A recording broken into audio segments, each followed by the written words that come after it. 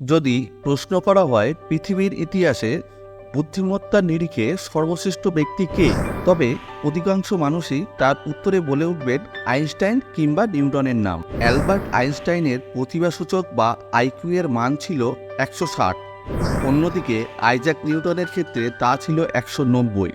বছরখানেক আগে দক্ষিণ ভারতীয় এক কিশোরী হয়ে উঠেছিল বিশ্বব্যাপী আলোচনার কেন্দ্রবিন্দু।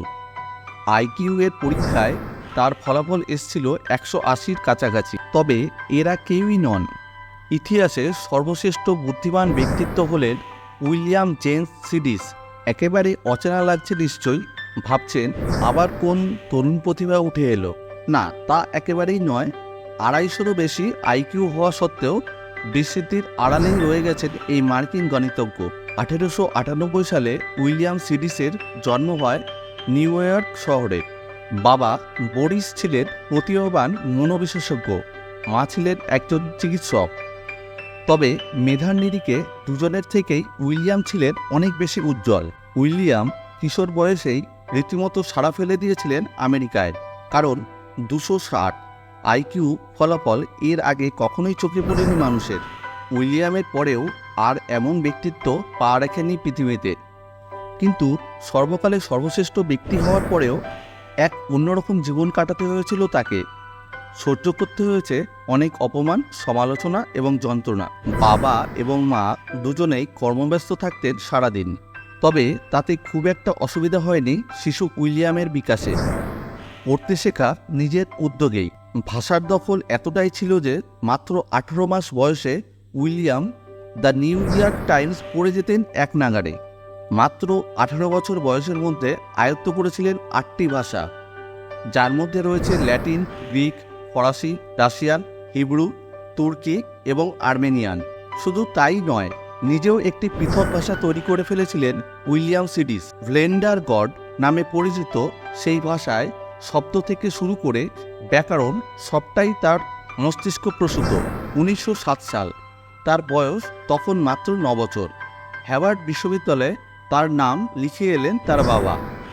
প্রবেশিকাতে পাশ করে গেলেও মাত্র 9 বছর বয়সী শিশুকে শিক্ষার্থী হিসেবে ভর্তি নিতে চায়নি পৃথিবীর এই প্রথম সারির বিশ্ববিদ্যালয়।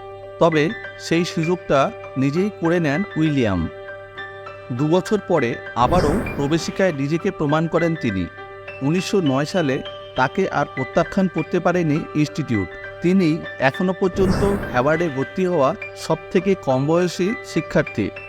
সেই সময় উইলিয়ামের বুদ্ধিমত্তায় চমকে গিয়েছিলেন হার্ভার্ডের তাবড় গণিতবিদরাও। মাত্র 1 বছরের মধ্যে গণিতে বক্তৃতা দেওয়া শুরু করেন তিনি হার্ভার্ড বিশ্ববিদ্যালয়ে। 1910 সাল, উইলিয়ামের এই কৃতিত্ব ছড়িয়ে পড়ল সারা মার্কিন প্রদেশে। ধারাবাহিকভাবে লেখালেখি চলতে থাকলো মার্কিন সংবাদ মাধ্যমগুলিতে। তবে সাধারণের মধ্যে উইলিয়ামকে নিয়ে এতটাই মাদকতা তৈরি হয়েছিল যে রাস্তায় বেরোনো তার পক্ষে দুর্বিষহ হয়ে ওঠে। খানিক মুখচোরা স্বভাবের হওয়ায় একাকিত্বকেই তিনি বেছে নেন। এই খ্যাতি তার কাছে এতটাই ক্লান্তিকর ছিল যে তিনি বিশ্ববিদ্যালয়ে না যাওয়ার সিদ্ধান্ত নেন। ঠিক এই জায়গাতেই উইলিয়ামের সঙ্গে সংঘাত লাগে তার বাবার। তার বাবা চেয়েছিলেন তিনিও যেন প্রতিভাবান মনোবিজ্ঞানী হয়ে ওঠেন। বাবার অনতে গিয়েই বাড়ি ছেড়েছিলেন উইলিয়াম।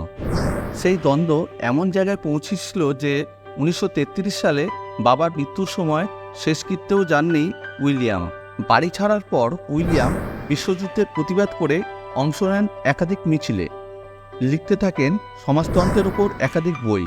1919 সালে তার এই সক্রিয়তার জন্যই গ্রেপ্তার হতে হয় পুলিশের কাছে।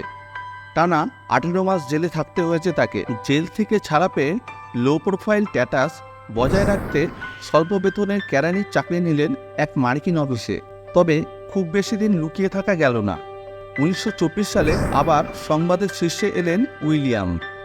মাত্র $23 মাসিক বেতনে কাজ করেছেন বিশ্বের সবথেকে বুদ্ধিমান ব্যক্তি, এমনটাই ছাপা হয়েছিল তৎকালীন খবরের কাগজগুলিতে। যে উইলিয়ামকে নিয়ে একসময় মাদকতা ছড়িয়ে পড়েছিল যুক্তরাষ্ট্রে, এবার তাকে নিয়েই শুরু হলো সমালোচনা, হাসি ঠাট্টা। রটে গেল নিজের বুদ্ধিমত্তার দক্ষতা হারিয়েছেন তিনি। তবে সত্যিই কি নিজের ক্ষমতা হারিয়েছিলেন? উত্তর একেবারেই নয়। ছদ্মনাম নিয়ে গুরুত্বপূর্ণ বেশ কিছু বই লিখেছিলেন তিনি। পরবর্তী অজ্ঞাতবাসে। জীবন ধারণের জন্য কাজ করেছেন শ্রমিকেরও। 1944 সালে বিশ্বের অন্যতম সেরা এই ব্যক্তিত্ব মাত্র 46 বছর বয়সে বিদায় নেন পৃথিবী থেকে। আশ্চর্যের বিষয়, মৃত্যুর কারণ ছিল ব্রেন হ্যামারেজ। সারা বিশ্বকে বদলে দিতে পারার ক্ষমতা ছিল যার মধ্যে, এভাবেই বিদায় নিতে হয়েছিল তাকে। এ যেন এক অদ্ভুত উপাখ্যান। ভিডিওটি এই পর্যন্ত দেখার জন্য অসংখ্য ধন্যবাদ। পরের ভিডিও পর্যন্ত সকলে ভালো থাকুন, সুস্থ থাকুন এবং চ্যানেলটিকে সাবস্ক্রাইব করে সদা সর্বদা পাশে থাকুন। ধন্যবাদ।